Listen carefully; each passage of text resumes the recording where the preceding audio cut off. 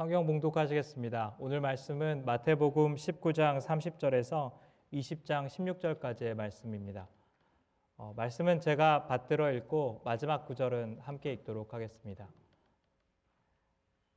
마태복음 19장 30절에서 20장 16절에 있는 하나님의 말씀입니다. 그러나 먼저 된 자로서 나중되고 나중된 자로서 먼저 될 자가 많으니라. 천국은 마치 품꾼을 얻어 포도원에 들여보내려고 이른 아침에 나간 집 주인과 같으니 그가 하루 한 데나리온씩 품꾼들과 약속하여 포도원에 들여보내고 또 제3시에 나가보니 장터에 놀고 서 있는 사람들이 또 있는지라. 그들에게 이르되 너희도 포도원에 들어가라. 내가 너희에게 상당하게 주리라 하니 그들이 가고 제6시와 제9시에 또 나가 그와 같이 하고 제11시에도 나가보니 서 있는 사람들이 또 있는지라. 이르되 너희는 어찌하여 종일토록 놀고 여기 서 있느냐. 이르되 우리를 품꾼으로 쓰는 이가 없음이니이다. 이르되 너희도 포도원에 들어가라 하니라. 저물매 포도원 주인이 청지기에게 이르되 품꾼들을 불러 나중 온 자로부터 시작하여 먼저 온 자까지 삭슬 주라 하니 제11시에 온 자들이 와서 한 데나리온씩을 받거늘 먼저 온 자들이 와서 더 받을 줄 알았더니 그들도 한 데나리온씩 받은지라. 받은 후 집주인을 원망하여 이르되 나중 온 이 사람들은 1시간밖에 일하지 아니하였거늘 그들을 종일 수고하며 더위를 견딘 우리와 같게 하였나이다. 주인이 그 중에 한 사람에게 대답하여 이르되 친구여 내가 내게 잘못한 것이 없노라. 내가 나와 한 데나리온의 약속을 하지 아니하였느냐. 내 것이나 가지고 가라. 나중 온 이 사람에게 너와 같이 주는 것이 내 뜻이니라. 내 것을 가지고 내 뜻대로 할 것이 아니냐. 내가 선함으로 내가 악하게 보느냐. 다 함께 읽겠습니다. 이와 같이 나중된 자로서 먼저 되고 먼저 된 자로서 나중되리라. 아멘. 미국의 주유소는 대부분 셀프 주유소이기에 아마도 한국의 이야기로 보입니다. 한 부부가 차에 기름을 넣기 위해 주유소에 들렀습니다. 주유소 직원은 주유하는 동안 서비스로 차의 앞유리를 닦아 주었습니다. 주유소 직원이 주유가 끝났습니다 라고 말하자 남편은 자동차 앞유리가 아직 더럽다며 한 번 더 닦아달라고 했습니다. 그러나 직원은 얼른 알겠다고 대답하며 다시 앞유리를 열심히 닦았습니다. 손님, 다 닦았습니다. 그러자 남편이 이왕이면 좀 더 깨끗하게 닦아줘요 하며 언성을 높이며 짜증을 내는 것입니다. 그때 아내가 갑자기 남편의 안경을 벗기더니 부드러운 천으로 남편의 안경을 정성껏 닦아 주었습니다. 남편은 그제야 무엇이 잘못되었는지를 알고 직원에게 미안하다고 정중하게 용서를 빌며 감사를 표했습니다. 때로 우리는 이해할 수 없는 어떠한 상황의 탓을 우리의 잘못이 아닌 다른 사람의 잘못으로 여깁니다. 그러나 우리가 이해하지 못하는 어떤 상황이 나의 관점, 나의 시선의 문제일 수 있다는 것을 유념해 보아야 합니다. 특별히 오늘 말씀의 비유가 그렇습니다. 우리는 자본주의 사회를 살아가면서 일한 만큼 월급을 받거나 능력에 따라서 월급을 받거나 교육의 수준에 따라서 급여를 받는 시스템에 익숙해져 있습니다. 그리고 그것은 비단 우리의 상황뿐 아니라 2000년 전에 이 비유를 들었던 사람들도 마찬가지였습니다. 하지만 이 비유는 우리가 세상을 바라보는 관점을 정면으로 도전하고 있습니다. 그리고 하나님의 나라에 대하여서 하나님께서 우리에게 요구하시는 삶의 기준에 대하여서 어떤 방식으로 받아들여야 하는지에 대하여서 묻고 있습니다. 하지만 이 말씀을 통하여서 경영에 대한 지혜를 찾으려 한다면 우리는 이 말씀에 대하여서 실패할 수밖에 없을 것입니다. 이 말씀에 대하여서 바른 질문을 던지면서 말씀을 보아야 한다는 겁니다. 오늘 말씀의 이야기는 대략 이러합니다. 주인은 아침 일찍 포도원에서 일할 품꾼들을 찾기 위해 장터에 나갔습니다. 장터는 아고라라는 헬라어의 번역으로 해당 도시의 모든 상거래가 행해지는 곳이었습니다. 고대의 하루 일과는 해가 뜨면서 시작해서 해가 지는 시간까지 일을 하였는데 품꾼들의 일반적인 근무 시간을 오늘날의 시간으로 바꾼다면 오전 6시부터 오후 6시까지 일했다는 것을 라고 생각하면 될 것입니다. 주인은 아마도 해가 뜨기 시작한 오전 6시에 한 데나리온씩 품꾼들과 약속하여서 이들을 포도원에 들여놓았습니다. 한 데나리온은 당시의 노동자의 전형적인 하루 품삯으로 주어졌던 돈의 단위였습니다. 주인은 정당한 노동의 대가를 주고 하루 일할 노동자를 고용한 것입니다. 그런데 주인이 포도원에 품꾼을 들이는 일은 여기에서 멈추지 않았습니다. 주인은 광장에 제3시에 다시 나갑니다. 오늘날 우리가 사용하는 시간으로 환산한다면 이것은 오전 9시가 되었을 때에 다시 광장에 나가서 그곳에 있는 품꾼들에게 품삯을 상당하게 주겠다라고 약속을 하고 이들을 고용하게 됩니다. 당시에 땅이 없는 사람들은 하루 벌어서 하루 먹고 사는 게 전부였습니다. 그가 일하지 못한다면은 아이들과 아내, 가족들은 굶어야 할 판이었습니다. 이미 하루의 일과는 시작되었고 더 시간을 지체해야 한다면 그날 일을 공치고 굶주림 가운데에 자녀와 가족들이 잠들어야 할 상황이었습니다. 굶주림에 지쳐 잠들 가족을 생각한다면 다만 얼마라도 주겠다라는 주인을 따라가서 일을 할 수밖에 없는 상황이었다는 겁니다. 개역개정이 상당하게 주겠다라고 번역한 단어는 헬라어로는 디카이오스라는 단어로 공정한 대가를 뜻하는 단어입니다. 이 주인은 3시에만 간 것이 아니라 6시에도 나아가는데 이것은 우리 시간으로 환산하면 정오인 12시 그리고 오후 3시, 오후 5시에도 나가서 공정한 대가를 주겠다라는 약속을 하고 품꾼을 구해서 포도원에 데리고 옵니다. 오후 6시에 해질녘이 되어 모든 일과를 마치게 되었습니다. 주인의 포도원에서 함께 일했으며 주인으로부터 급여를 받아야 한다는 사실은 동일했지만 그들이 일을 한 성과와 일을 한 시간은 확연한 차이를 가지고 있었습니다. 일찍 온 사람은 새벽 6시부터 저녁 6시까지 12시간을 일한 상황이었고 늦게 온 사람은 오후 5시부터 저녁 6시까지 1시간만 일한 상황이었습니다. 많이 온 사람은 12배나 되는 시간의 차이를 가지고 있었습니다. 이제 급여를 받는 시간이 되었는데 주인은 늦게 온 순서대로 품꾼들에게 급여를 줍니다. 가장 늦게 오후 5시에 와서 일을 했던 사람이 고작 1시간을 일하고 나서 하루 품삯에 해당하는 한 데나리온을 받는 것을 보고 이것보다 일찍 온 사람들은 자신은 한 데나리온 이상의 품삯을 받을 것으로 기대하였습니다. 하지만 주인은 일찍 온 품꾼들에게 한 데나리온을 주는 것을 보고 이들의 마음은 감사해서 원망으로 바뀌어 버립니다.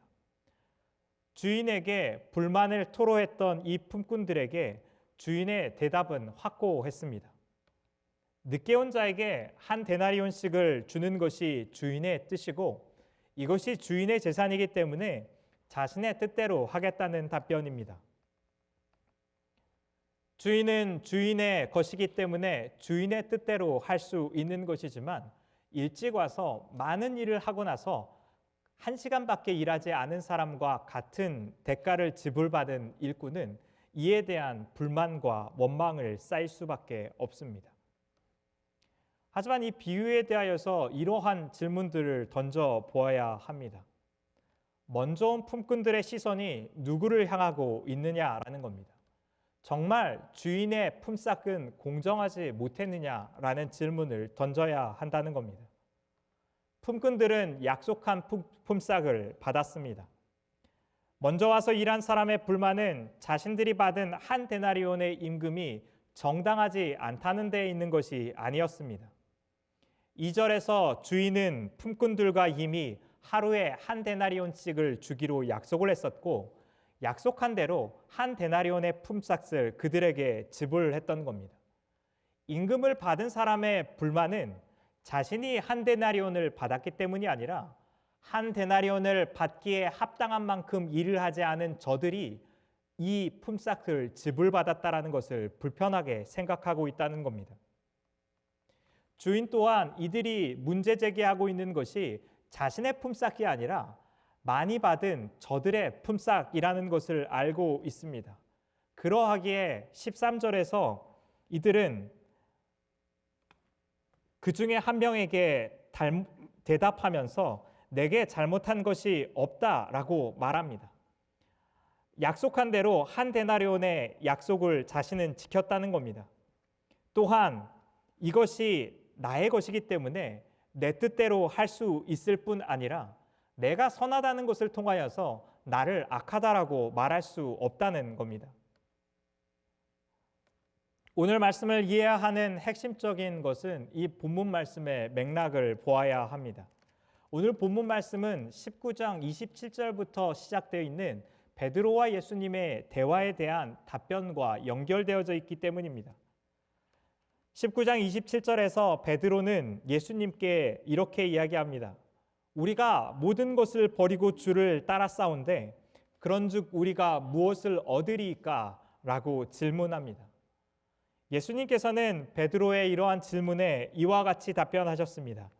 내가 진실로 너희에게 이르노니 세상이 새롭게 되어 인자가 자기 영광의 보좌에 앉을 때에 나를 따르는 너희도 12 보좌에 앉아 이스라엘 12지파를 심판하리라. 또 내 이름을 위하여 집이나 형제나 자매나 부모나 자식이나 전토를 벌인 자마다 여러 배를 받고 또 영생을 상속하리라 라고 말씀하십니다. 하나님의 나라 가운데 헌신하였던 제자들의 받게 될 보상이 자신들이 기대했던 것보다 훨씬 클 뿐 아니라 넉넉할 것인 것에 대하여서 예수님께서는 명확하게 하십니다.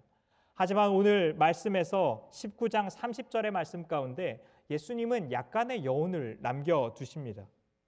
먼저 된 자로서 나중되고 나중된 자로서 먼저 될 자가 많다라는 말씀을 하고 있는 겁니다. 그런데 이 말씀을 19장 30절에서만 말씀하고 있는 것이 아니라 20장 16절에서 다시 한번 반복하여서 이야기하고 있습니다. 16절에서는 그 순서를 바꿨지만 내용은 변함이 없습니다. 나중된 자로서 먼저 되고 먼저 된 자로서 나중되리라 라는 이야기를 하고 있는 겁니다. 오늘 본문 말씀의 이 포도원 주인의 비유에서 앞과 뒤에서 모두 먼저 된 자가 나중되고 나중된 자가 먼저 된다는 이야기를 예수님께서는 하고 계시고 이 말씀을 이 맥락 가운데에서 이해해야 한다는 겁니다. 사실 포도원 주인에게는 갈등을 피해갈 수 있는 방법이 있었습니다. 품삯을 먼저 온 사람들에게 먼저 주었다면 포도원 주인은 충분히 이 갈등을 피해갈 수 있었을 겁니다. 오전 6시에 왔던 품꾼에게 하루 한 데나리온을 주고 그를 집으로 돌려보낸 이후에 오전 9시에 온 일꾼에게 다시 돈을 주면서 집으로 돌려보냈다면 모든 사람이 주인의 자비로움에 대하여서 감사해하면서 모두가 행복하면서 끝날 수 있는 이야기였다는 겁니다. 하지만 이 본문 말씀 가운데에서 예수님께서는 의도적으로 이 주인이 나 죽은 사람에게 품삯을 먼저 지불했다라고 이야기하고 있습니다. 나 죽은 사람이 1시간밖에 일하지 않았는데 자신과 동등한 임금을 받게 된 것을 불편하게 여길 수밖에 없는 상황이 이 비유 가운데에 의도되어져 있다는 것을 이야기하고 있습니다.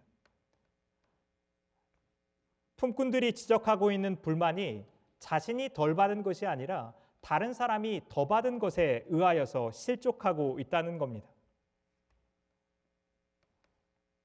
늦게 온 사람들이, 합당하지 않은 사람들이, 이만큼의 대가를 받을 수 없는 사람들이 이곳 가운데 와서 나와 동등한 대우를 받고 있는 게 불편하다는 것을 본문 말씀을 이야기하고 있습니다.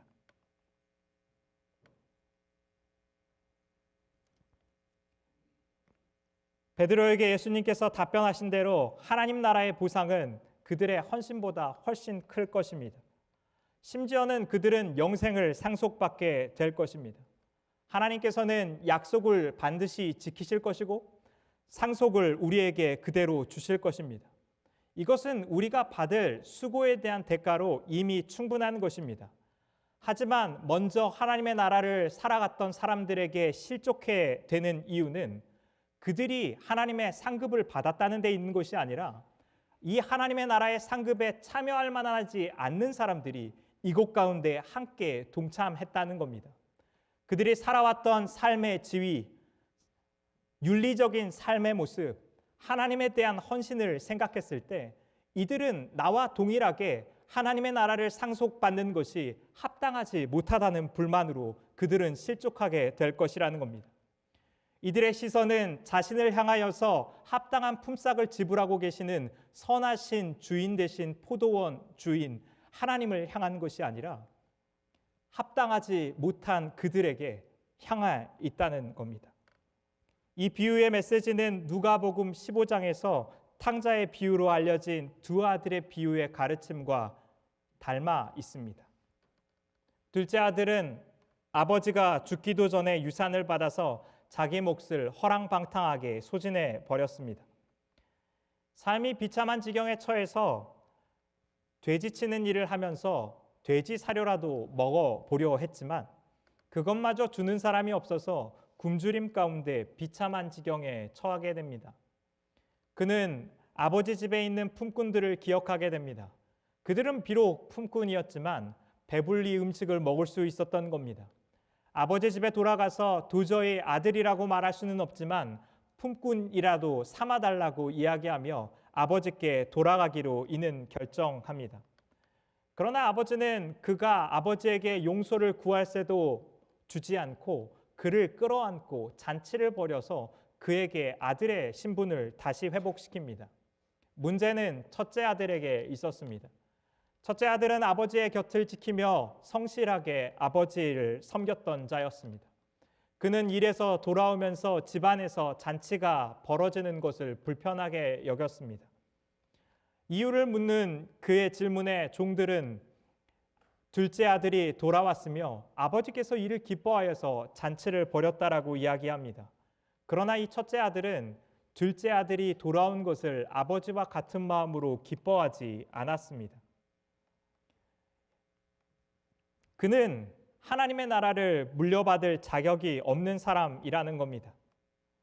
예수님의 이 말씀은 15장 1절에서 바리새인들과 서기관들이 세리와 죄인들이 예수님께 나와서 말씀을 듣는 것을 보고 못마땅한 데서 시작이 됩니다. 잃어버린 아들의 비유는 바리새인과 서기관들이 죄인들을 향하여서 못마땅해 하고 이들이 하나님 나라에 동참할 자격이 없다는 그들의 생각 가운데에서 예수님이 이들을 도전하고 있다는 겁니다. 윤리적이지도 하나님의 말씀에 헌신적이지도 충분히 종교적이지도 않은 이들이 하나님의 말씀을 따라 살지도 않았던 이들이 하나님 나라에 발을 디디는 꼴을 결코 볼 수 없다는 겁니다. 하지만 잃어버린 자를 향하여서 긍휼하게 행하는 하나님 아버지의 마음을 이해하지 못한다면 정작 잃어버린 사람은 바리새인들과 세리들이라는 메시지를 누가복음 15장은 전달하고 있습니다. 오늘 본문 말씀으로 돌아와서 본문 말씀은 동일하게 이야기하고 있습니다. 오늘 본문 말씀 가운데에서 주인의 자비함과 그가 베풀고 있는 감사를 경험하지 못한 사람은 나중 온 사람이 아니라 먼저 온 사람들이었기 때문입니다. 그들은 자신이 행했던 헌신으로 말미암아서 주인의 자비로운 행동들을 받아들일 수 없었습니다. 자격 없이 나와 동등한 대우를 받고 있는 저들로 말미암아서 그는 주인의 신실함에 대하여서 의심할 수밖에 없었던 겁니다.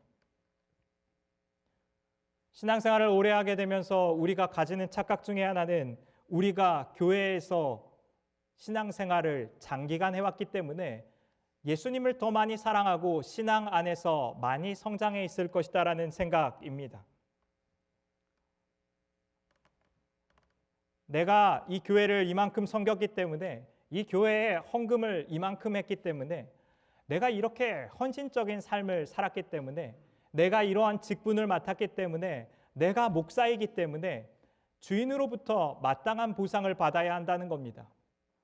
반면에 하나님의 은혜를 받기에 합당하지 않은 이들이 교회 가운데 들어와서 사람들에게 인정받고 사람들의 사랑을 받으며 사람들의 관심을 받는 것에 대하여서 한편으로 불편해집니다. 주님의 넘치는 긍휼하심에 행하는 이 죄인 악한 사람이 나와 동일한 은혜를 누렸다는 것에 분노하고 불평하고 있다면 우리는 하나님 아버지에 대하여서 조금도 더 알게 되지 않았다는 겁니다. 신앙의 연수는 더 길어졌지만 하나님의 마음을 아는 것에 대하여선 우리는 멀어져 있기 때문입니다.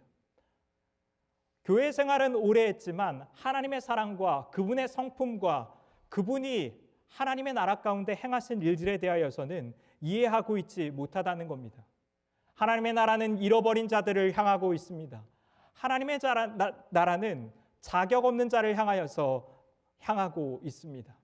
그 나라에 들어오는 유일한 자격은 자신이 자격 없음을 인정하는 것만이 유일한 자격인 것을 성경은 반복적으로 이야기하고 있다는 겁니다. 오늘 본문 말씀 가운데 두 번째로 우리가 물어야 할 질문은 대가를 누가 지불했는가입니다. 오늘 말씀에 일찍 온 사람의 분개함을 이해했을 때 우리는 마치 이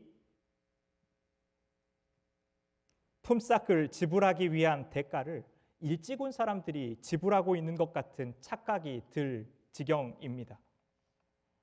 오늘 말씀이 이야기하고 있는 것은 20장 1절에서 예수님께서는 그 서두에 천국이 마치 품꾼을 얻어 포도원에 들여보내려고 이른 아침에 나간 집주인과 같다라고 말씀합니다. 천국은 이 포도원과 같다라고 이야기하는 것이 아니라 집주인과 같다라고 이야기하고 있다는 겁니다. 긍휼함을 베푸는 이 집주인, 자비함을 베푸는 이 집주인이 천국의 본질이라는 겁니다. 내가 누릴 수 있는 상급이 천국의 본질이 아니라 이 상급을 주는 자비하신 주인이신 하나님이 천국의 본질이라는 겁니다. 포도원 주인은 품꾼을 향한 긍휼과 자비의 마음을 행하는 사람이었습니다. 그는 정당한 대가를 주기로 하고 품꾼들을 포도원으로 데려왔습니다. 하지만 이 포도원 주인이 지불했던 대가는 포도원 주인에게는 정당한 것이 아니었습니다. 1시간밖에 일하지 않은 자에 대하여서는 10분의 1 데나리온에 해당하는 돈을 주었어도 그는 감지덕지하면서 집으로 돌아갔어야 했습니다. 당시의 경제적인 상황들이나 그 주인들의 행태를 보았을 때에 그것만으로도 그가 얻을 수 있는 최선의 임금이었기 때문입니다. 하지만 자신이 지불하지 않아도 되는 한 데나리온을 주인은 지불하고 있었습니다. 10분의 1을 지불하면 되는 비용을 10분의 9나 되는 데나리온을 더 지불하면서 스스로 그 모든 비용을 감당하면서까지 자비롭기로 결정한 것이 이 포도원 주인의 결정이라는 겁니다. 이 품꾼은 하루 품삯을 들고 가족에게 돌아갔기에 그의 가족은 굶주림을 오늘 면할 수 있게 되었습니다. 주인의 입장에서는 불필요한 대가를 지불하면서 이 품꾼에게 자비롭게 행하고 있는 것이 이 비유의 핵심이라는 겁니다. 품꾼에게 넉넉하기 위하여서 지불해야 했던 모든 비용은 이 주인의 주머니로부터 나가야 했습니다. 주인이 지불했던 모든 대가로 말미암아서 그 품꾼들의 가족은 풍성함을 누릴 수 있었다는 겁니다. 품꾼들에게는 자비롭고 넉넉한 대가였지만 이 주인으로서는 불공정하리만큼 자신의 비용을 지출할 수밖에 없었다는 사실입니다. 오늘 본문 말씀은 우리의 구원에 대한 이야기입니다. 만약 하나님께서 정당한 대가를, 정당한 비용만을 치르셔야 했다면 우리는 하나님의 은혜를 받을 기회조차 없었을 것입니다. 성경이 고발하고 있는 것은 모든 사람이 죄를 범하였음에 하나님의 영광에 이르지 못하였다라고 말합니다. 우리 모두가 우리가 지은 죄로 인하여서 하늘의 상급은 고사하고 감히 하나님 앞에 설 수조차 없는 존재들이었다는 겁니다.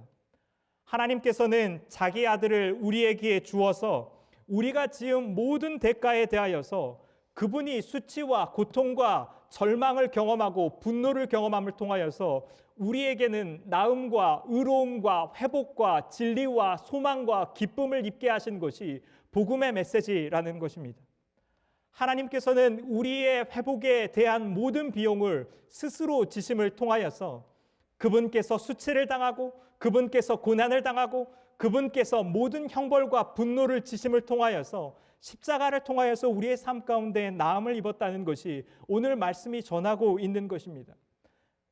이 죄에 대한 대가를 위하여서 우리는 어떠한 비용도 지불하지 않았습니다. 이 비용은 전적으로 우리의 주인 대신 하나님께서 지불하신 비용으로 말미암아서 우리가 구원받았다는 것을 본문 말씀은 이야기하고 있다는 겁니다. 일찍 온 자와 나중 온 자가 하나 되는 그 비결은 하나님 아버지의 자비하심과 긍휼하심을 깨닫는 방법밖에 없습니다.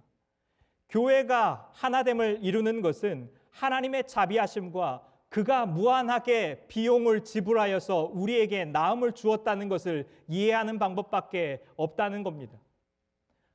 사람이 사람을 사랑할 수 있고 있는 모습 그대로 받아들이는 것은 하나님께서 우리에게 무한하게 지불하셨던 그 비용으로 말미암아서 우리가 구원받았다는 사실을 받아들이는 데에 있다는 겁니다.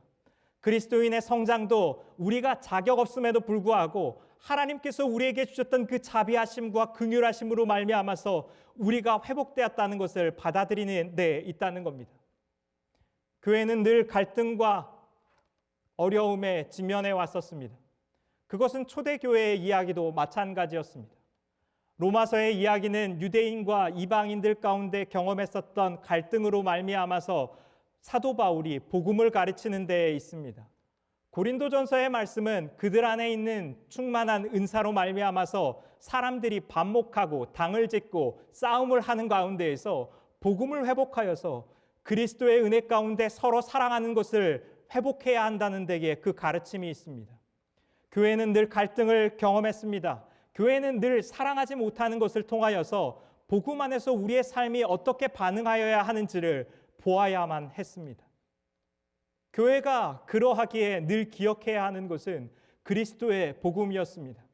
내가 하나님 앞에서 용납받은 것이, 내가 받은 구원이 나의 자랑이나 나의 사회적 지위나 나의 윤리적 성취나 내 어떠함으로 말미암아서 주어진 것이 아니라 하나님의 한량없는 자비하심과 은혜로 주어졌다는 것만을 알았을 때에 그 복음의 진리만이 우리를 사랑할 수 있게 한다는 겁니다. 자격 없는 자를 향하여서 사랑하셨던 하나님의 사랑을 안 사람만이 자격 없는 자를 향하여서 사랑할 수 있다는 겁니다. 많은 사람들은 교회에 와서 실망했다라고 이야기합니다. 이곳에서 사랑을 보지 못하였다라고 이야기합니다. 왜 예수님과 같은 방식으로 우리가 사랑하지 못하냐라고 이야기합니다. 그 이유는 단 하나입니다. 우리가 복음을 받아들이지도 않고 복음대로 살아가지도 않고 있기 때문입니다. 하나님께서 우리에게 말씀하신 복음의 메시지는 분명합니다. 우리가 그분의 사랑을 받을 자격이 없음에도 불구하고 하나님께서 그 모든 비용을 지불하심으로 우리가 그분 앞에 용납받게 되었다는 것입니다. 그 은혜와 사랑을 알아가는 역사가 이 한인 장로교회 가운데 충만하게 있기를 바랍니다. 복음 때문에 하나가 되고 복음 때문에 그리스도의 살아계심을 드러내고 우리의 삶 가운데 그리스도의 영광과 찬양만이 드러나는 것이 우리의 삶의 목표가 되는 그 교회됨이, 교회가 참으로 교회됨의 그 역사가, 복음 안에서 이루어지는 그 역사가 한인 장로교회 가운데 있기를 주님의 이름으로 축원드립니다.